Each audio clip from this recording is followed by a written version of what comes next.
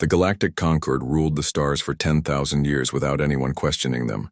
7 old alien species worked together, each with their own special powers. The Valthans could see paths through space that let ships travel faster than light. The Neuraxians, with bodies like living crystals, ran all the big computers. The plant-like Elorians took care of nature on thousands of planets. The strong Keldrath, with their tough armor-like skin and 4 arms, kept everyone in line with their mighty warships. Commander Jorital's ship floated silently at the edge of the solar system. His red eyes narrowed as he studied the small blue planet on his view screen. "This one has a lot of radio noise," said Officer Krell, his second in command. "More than usual for a young world." Jorital nodded, his scaled skin catching the light. "They talk too much, these creatures. Always broadcasting into space like children shouting in a quiet room."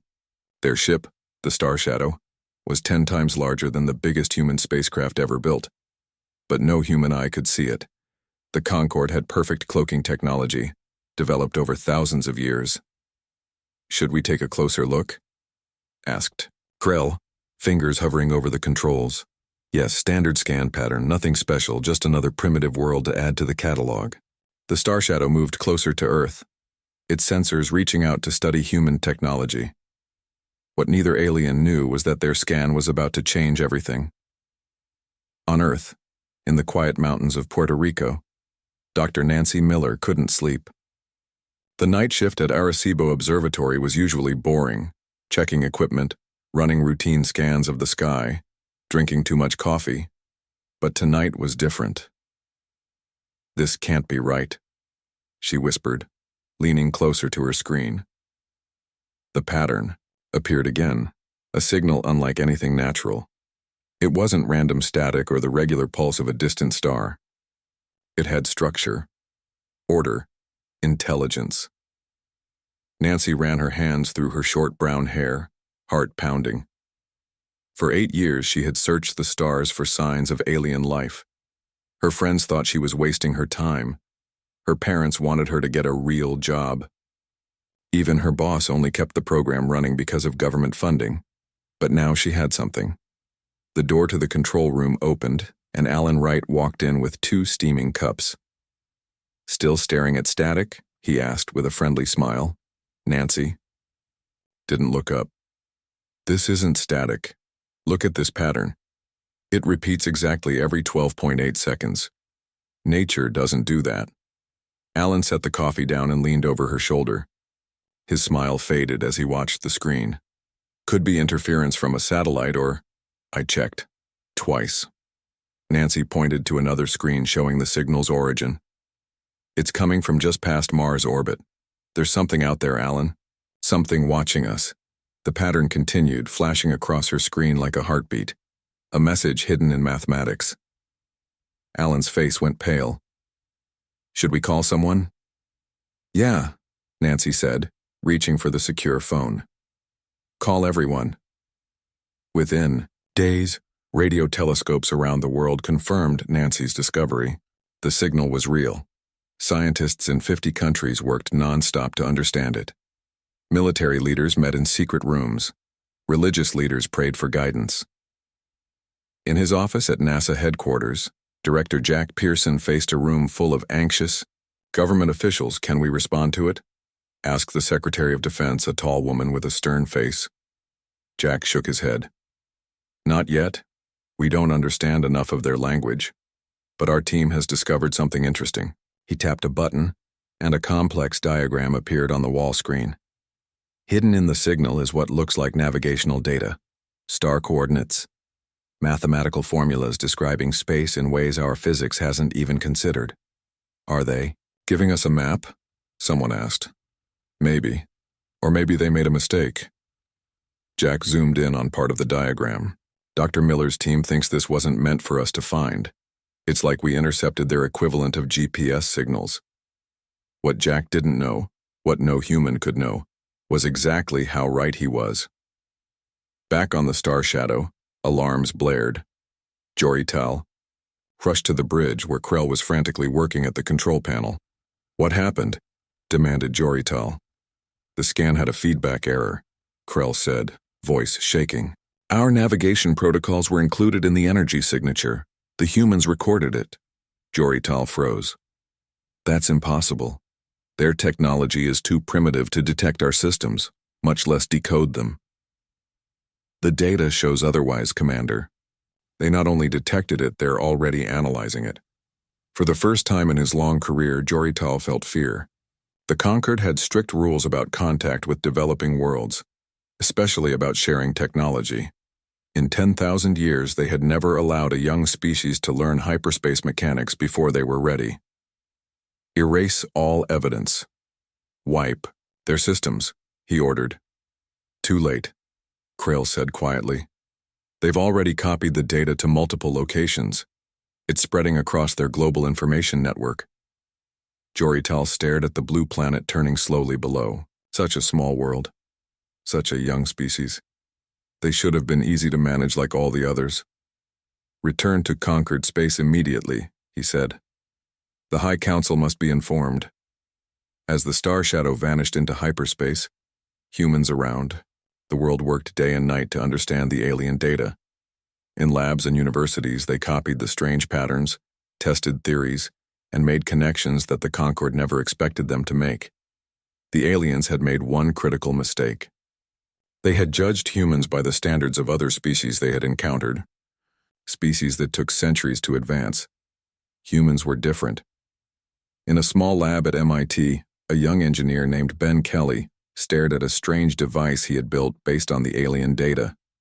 It didn't look impressive, just a metal ring with wires and computers attached, but if his math was right, it would change everything. Power it up, he told his team. The ring began to hum, then glow. Then in the center of the ring, space itself seemed to bend. Ben smiled as he looked through the ring at the stars beyond. They've been hiding out there all this time, he whispered. But not anymore. The Conquered was about to learn that in all their 10,000 years of controlling the galaxy, they had never met anyone quite like humans. 5 years after humans detected the alien signal, everything changed. The Valthan High Counselor slammed her fist on the table. Her skin, nearly see-through like jellyfish, turned bright red with anger. Say that again, she demanded. Science officer, Nethuru, a tall, thin alien with 6 eyes, looked nervous. The humans have built a ship that can travel faster than light. They figured it out from the data we accidentally sent them. That's not possible. The Neuraxian counselor's crystal body flashed with colorful lights showing his shock. No species has ever learned hyperspace travel from just navigation data. It should take them hundreds of years. I have the proof here, said Nethuru, showing them a recording. On the screen, a small human ship disappeared from Earth orbit, then appeared near another star. They call their ship Pathfinder. It visited their nearest star system and came back safely. The council room went completely quiet. The 7 most powerful aliens in the galaxy looked at each other with worry in their eyes. In just 5 years, humans had done what took other aliens centuries to learn. Back on Earth, people celebrated in the streets. TV screens everywhere showed the same amazing news. Humans had reached the stars. In the main control room at the United Nations Space Center, Chief Engineer Greg Wilson couldn't stop smiling. At 42, with a beard going gray and permanent wrinkles around his eyes from years of looking at screens, he had never expected to see humans reach another star in his lifetime. How does it feel to change human history? Asked reporter Judy, Lee holding a microphone toward him. Greg laughed. Ask me when I've had some sleep. I haven't really slept in 3 days. Can you explain in simple terms how the Pathfinder engine works? Greg pointed to a large metal ring behind a glass wall. Inside the ring, light seemed to bend in impossible ways.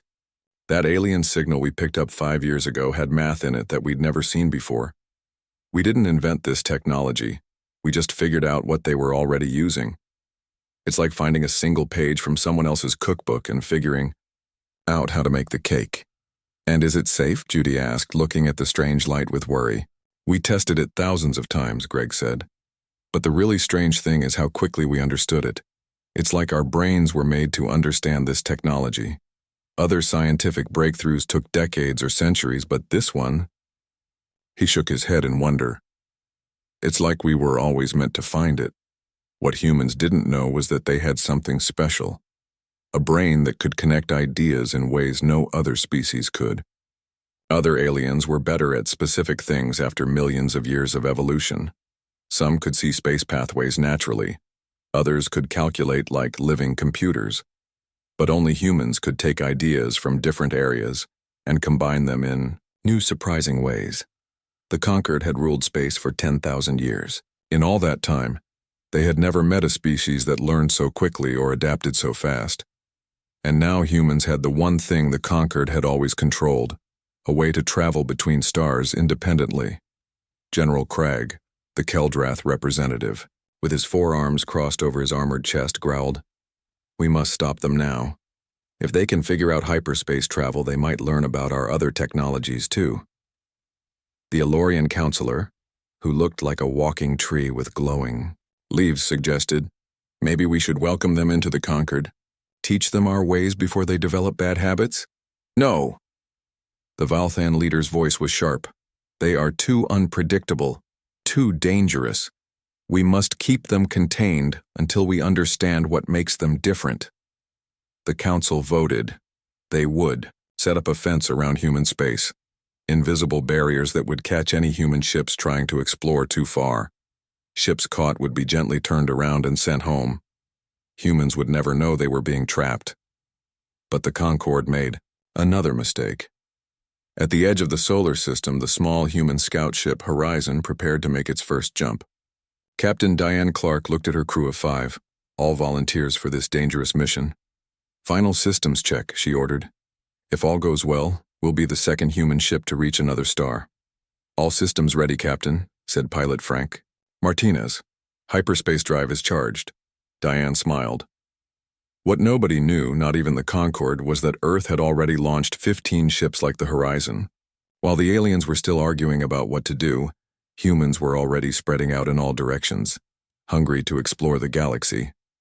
"Take us out, Mr. Martinez," she said. "Let's see what's waiting for us out there."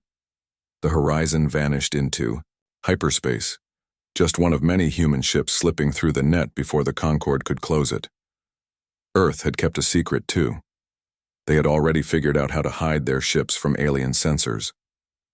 By the time the Concorde set up their barriers, humans were already beyond them, discovering a galaxy that had been hidden from them for thousands of years.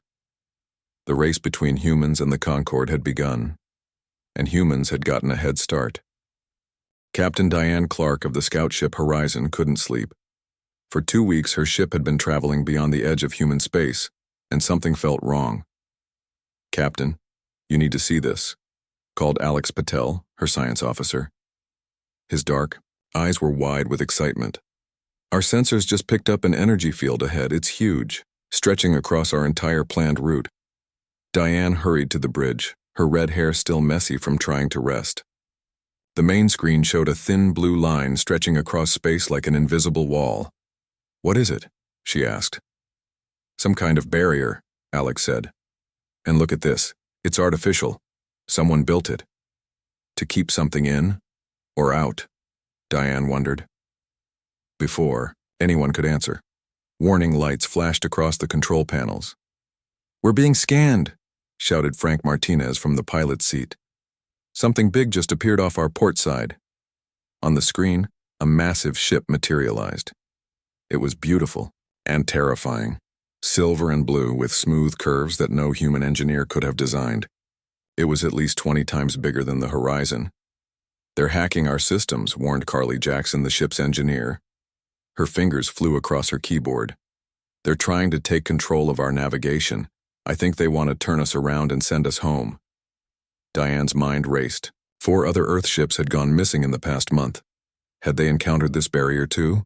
Had they been sent back without being allowed to learn what was beyond? "Can we break free?" she asked Carly. "Maybe," Carly said. "Their tech is advanced, but their security is weird. It's like they've never had to worry about someone fighting back." "Give me 10 minutes. Frank looked nervous. "Captain, protocol says if we meet advanced aliens, we should be peaceful and follow their lead."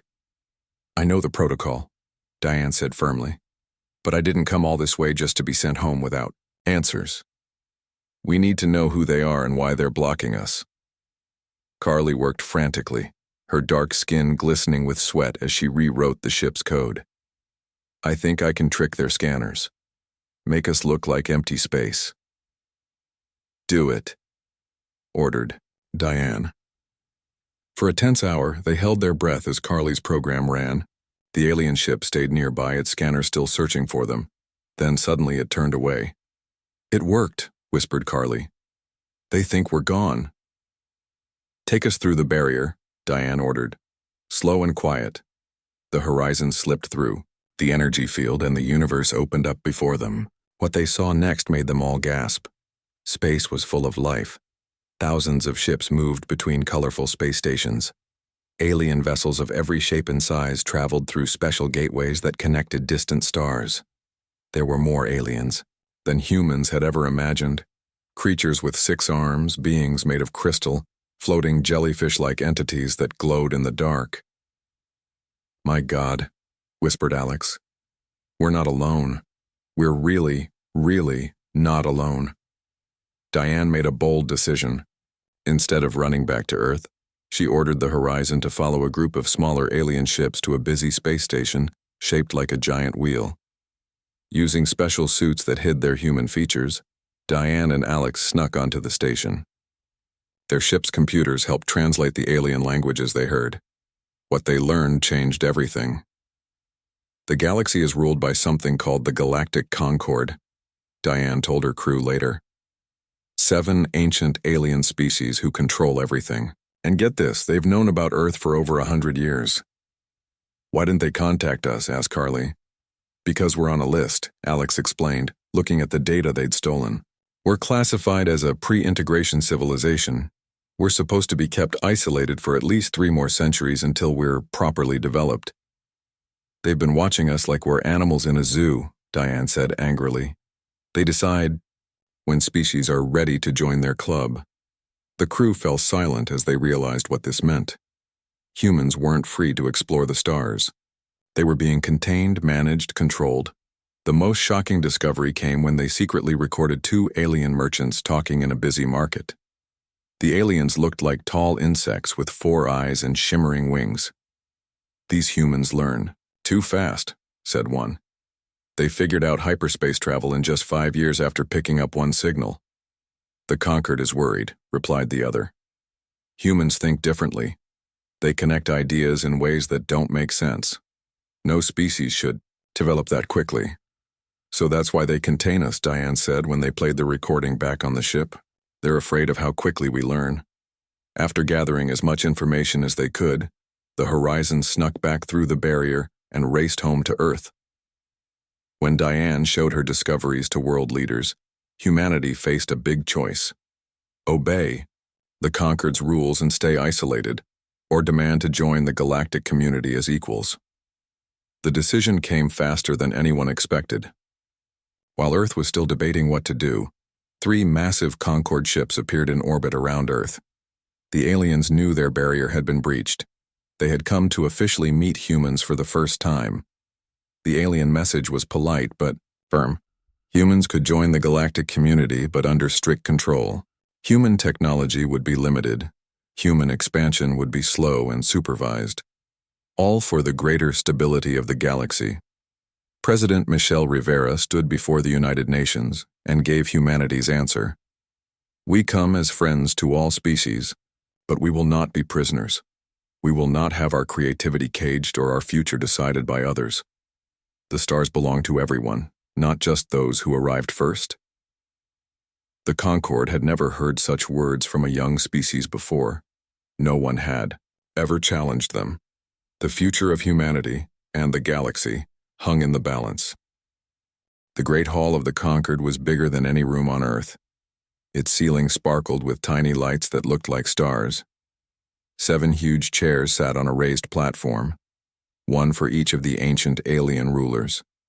Hundreds of other aliens watched, from seats that circled the room like a giant bowl.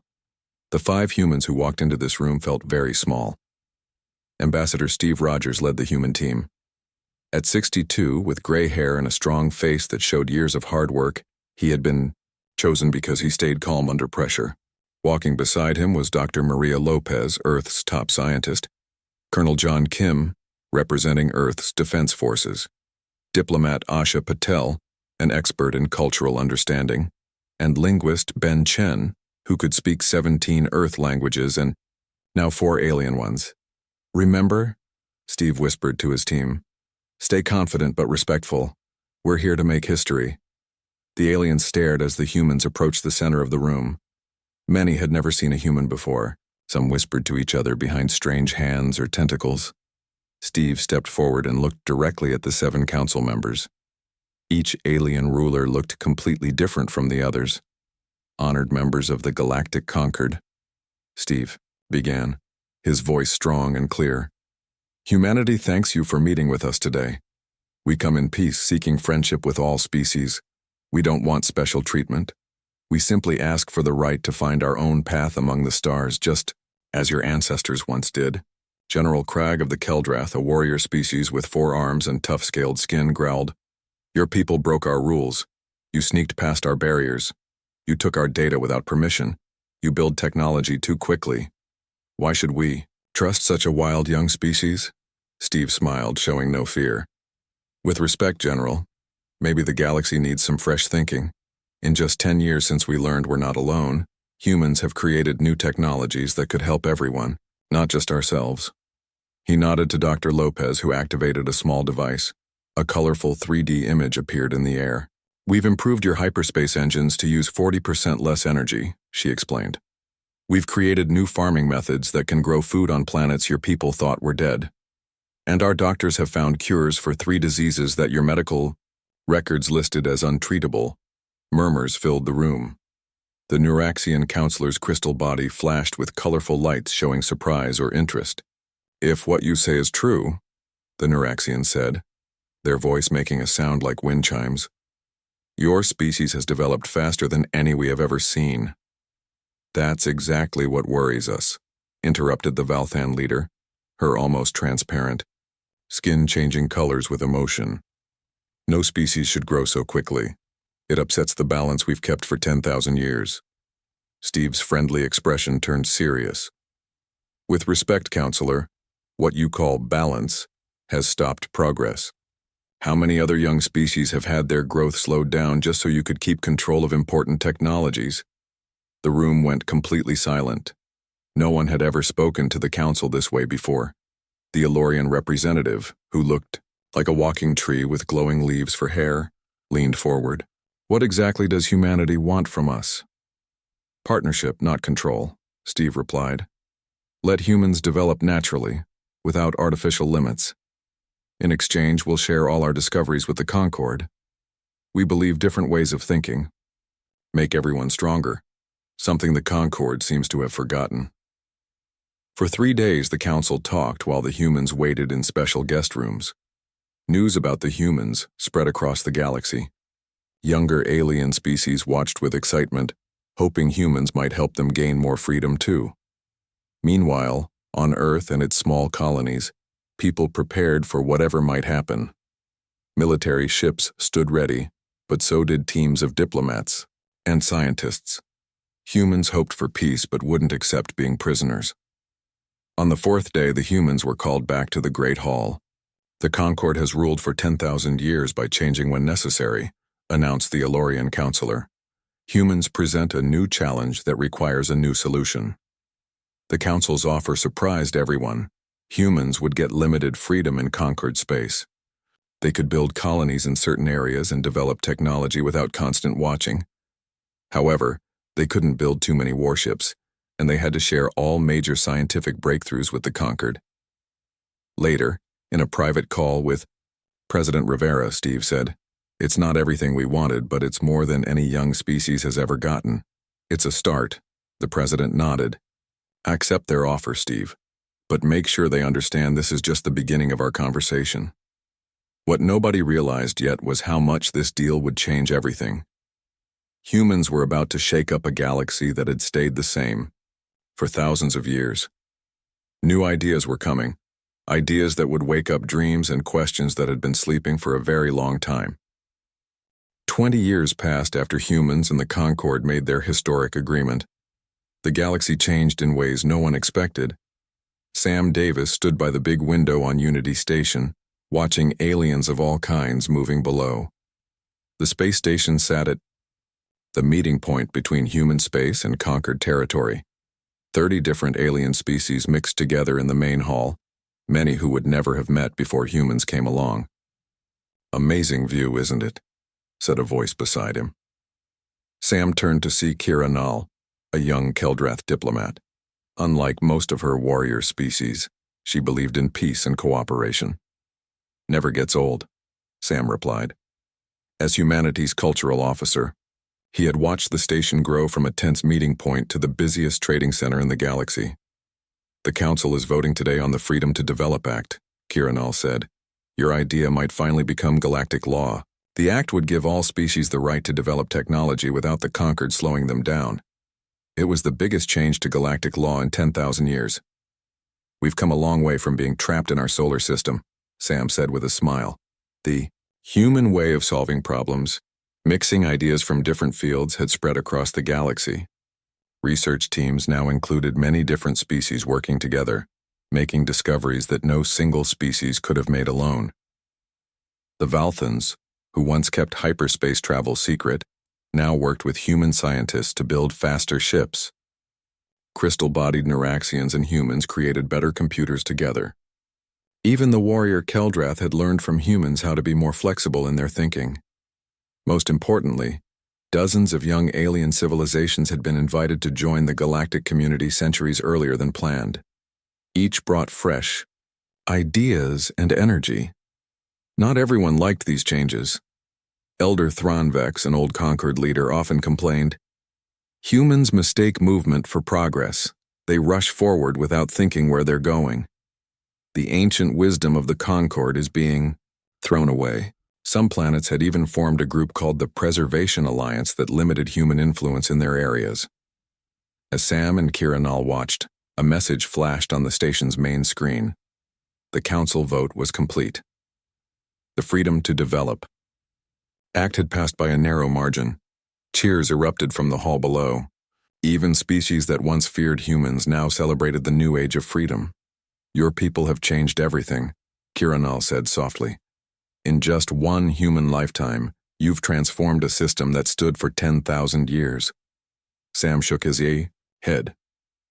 "We just asked questions everyone had forgotten to ask. Why hold back progress? Why fear differences? Why choose staying the same over growing?" As the celebration continued, Sam got an urgent message from Earth. Dr. Maria Lopez, now head of the Combined Species Science Team, looked serious. "Sam, we found something beyond the edge of the galaxy. Energy patterns that suggest technology far beyond even the Conquered's abilities. You're saying something else is out there, more advanced than us?" "We don't know yet," Maria replied. "But whatever it is, it's been watching for a very long time." Sam looked at the diverse aliens celebrating below, former enemies now working. Together stronger because of their differences. "Then we'll face it together," he said. The Conquered had ruled everything, until humans showed up, and that had prepared the galaxy for whatever might come next.